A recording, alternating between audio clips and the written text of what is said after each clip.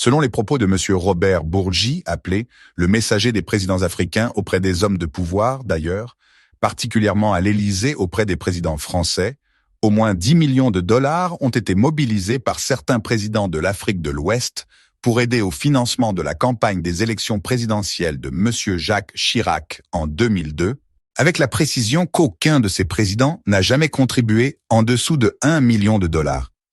Un président de la sous-région ouest africaine a eu une idée ingénieuse pour faire parvenir son apport financier. Il a fait remplir des tam-tams, instruments de musique appelés des djembés, de dollars et les a fait porter à ce président français.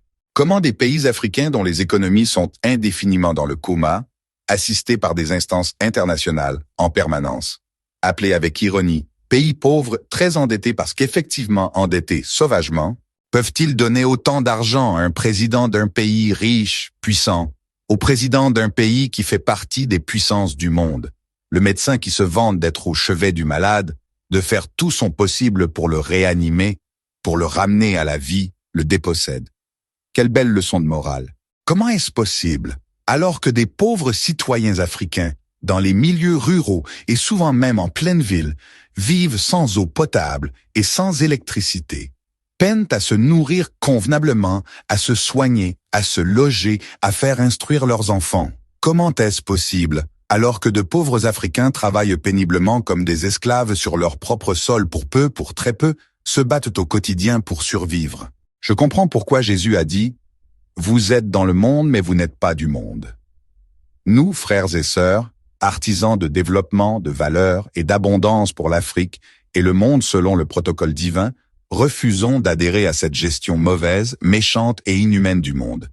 Et prions ardemment pour ne pas nous laisser posséder par ce monde.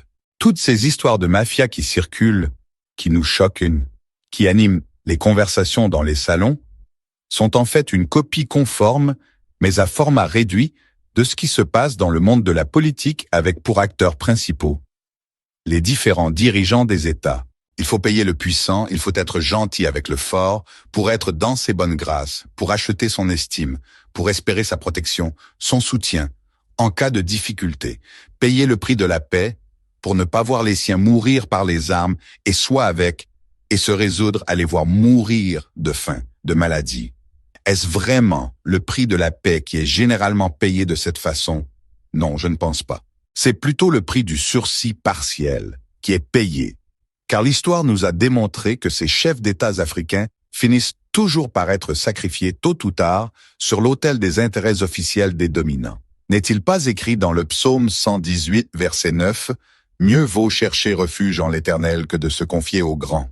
Si donc des chefs d'États africains peuvent être sollicités financièrement dans les couloirs de l'Élysée secrètement et courir, donner des milliers de dollars sous la table, ça voudra dire que nos pays ne sont pas des oubliés de Dieu, nos pays ne sont pas pauvres. À la vérité, l'Afrique n'est donc pas pauvre.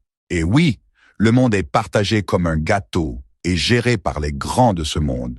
Ce qui me rassure est que sur les grands de ce monde règne un plus grand, le plus grand de tous les grands, au-dessus de qui rien ni personne ne peut régner, Dieu. Laissera-t-il l'histoire de ce monde confisqué par les ténèbres s'écrire éternellement avec le sang du noir, avec la sueur du noir, avec le déshonneur du noir? Laissera-t-il les rapaces de ce monde par des jeux hypocrites et des chantages dépouiller l'Afrique de ce dont lui-même l'a gratifié? Non, je ne pense pas. Dieu de justice rend justice. Seigneur Dieu d'équité fait droit aux opprimés.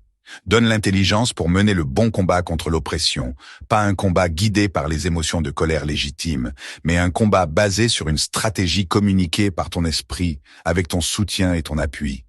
Aussi, le combat contre les mauvais penchants des fils et filles de la mère Afrique qui ouvrent des brèches aux vermines, usurpateurs. Que le secours, la libération viennent de toi, Dieu de l'univers. Suscite pour l'Afrique noire des David, des Moïse, des Ézéchiel, des Josué par ta toute-puissance. Amen. La vie, ce avec quoi elle se construit, ceux avec qui elle se bâtit, la source spirituelle qui l'arrose, détermine sa beauté, sa qualité, son impact sur soi et sur les autres. Essence de vie vous le rappellera sans cesse, telle est sa mission.